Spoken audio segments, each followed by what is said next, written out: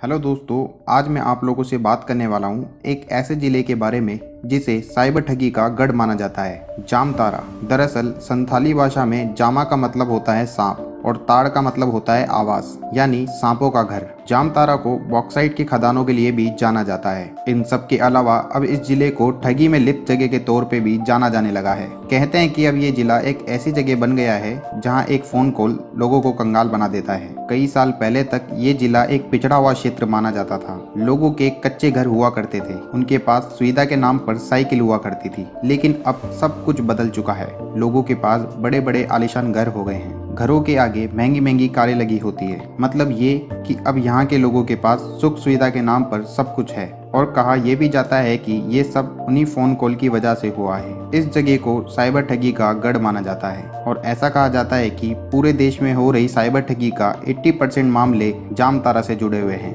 4-5 राज्यों को छोड़ दे तो देश का ऐसा कोई राज्य नहीं होगा जहां की पुलिस साइबर ठगी के मामले में जामतारा के लिए ना गई हो। जामतारा साइबर ठगी के मामले में एक बदनाम जिला बनकर रह गया है और खासकर इस जिले का करमटाड़ गांव। कुछ साल पहले बॉलीवुड अभिनेता अमिताभ बच्चन के बैंक खाते से 5 लाख रुपए गायब हुए थे। इसके अलावा पंजाब के मुख्यमंत्री अमरिंदर सिंह की पत्नी और सांसद परनीत कौर के खाते से करीब 23 लाख रुपए गायब हुए। एक केंद्रीय मंत्री के खाते से करीब 2 लाख रुपए और केरल के एक सांसद के खाते से 1.5 लाख रुपए की ठगी हुई। और इन सब के तार जामतारा से जुड़े हुए हैं। इन चर्चित मामलों के अलावा भी हजारों ऐसे लोग हैं जिनके खातों से पैसे गायब हुए और वो पैसे फिर उन्हें कभी नहीं मिले। पुलिस की रिपोर्ट के मुताबिक जामतारा में साइबर ठगी की शुरुआत सन 2013 से हुई थी। उस समय से अब तक कई राज्यों की पुलिस जामतारा के सैकड़ों साइबर अपराधियों को गिरफ्तार कर चुकी है। इन अपराधियों के बैकग्राउंड की जांच की गई तो पुलिस के होश उड़ गए। उन लोगों के पास इतना पैसा है कि अगर अनुमान लगाया जाए तो 50 लाख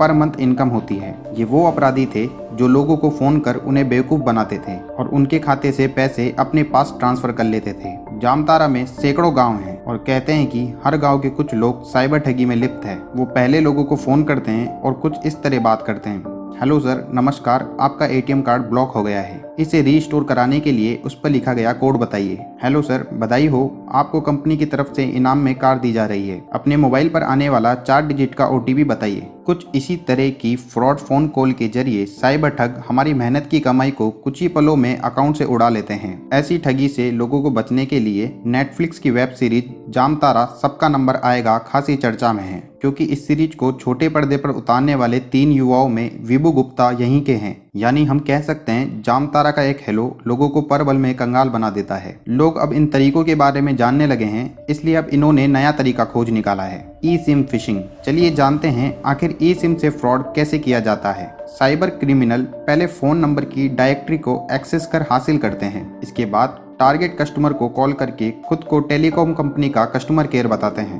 दूसरे स्टेप के तौर पर उन्हें एक मैसेज भेजा जाता है जिसे वार्निंग मैसेज कहा जाता है। उस मैसेज में लिखा होता है आपकी सिम की केवाईसी कंप्लीट नहीं हुई है और अगर ऐसा ना हुआ तो आपकी सिम को बंद कर दिया जाएगा। कॉल करके एक बार उन्हें फिर से ई सिम एक्टिवेशन के बारे में बताया जाता है और इसके बाद उनसे बेसिक डिटेल्स मांगी जाती है। दूसरे मैसेज में लिंक भेजा जाता है जो एक फॉर्म होता है। इसमें जानकारी फिल करते ही वो साइबर क्रिमिनल के पास आ जाती है। टारगेट यूजर को रजिस्टर्ड आईडी से नेटवर्क सर्विस प्रोवाइडर को ई सिम एक्टिवेशन के लिए मेल करने को कहा जाता है। ई सिम एक्टिवेट होने के बाद उन्हें क्यूआर कोड भेजा जाता है और इस क्यूआर कोड को किसी भी तरीके से साइबर क्रिमिनल हासिल कर लेते हैं और अपनी ई सिम रिपोर्ट वाले फोन में इसे एक्टिवेट कर लेते हैं। इसके बाद असली कस्टमर का फिजिकल सिम डीएक्टिवेट कर दिया जाता है। इसके बाद नंबर से जुड़े जितने भी अकाउंट है उन्हें स्कैन किया जाता है। जहां भी एटीएम पिन की जरूरत नहीं होती उस अकाउंट से पैसे को ट्रांसफर कर लिया जाता है। क्योंकि फोन नंबर का एक्सेस साइबर क्रिमिनल के पास होता है, इसलिए वो बड़ी आसानी से उसमें ओटीपी भी एंटर कर सकते हैं। फोन नंबर के जरिए यूपीआई वाले ऐप से बैंक अकाउंट से सारे पैसे निकाल लिए जाते हैं। दोस्तों,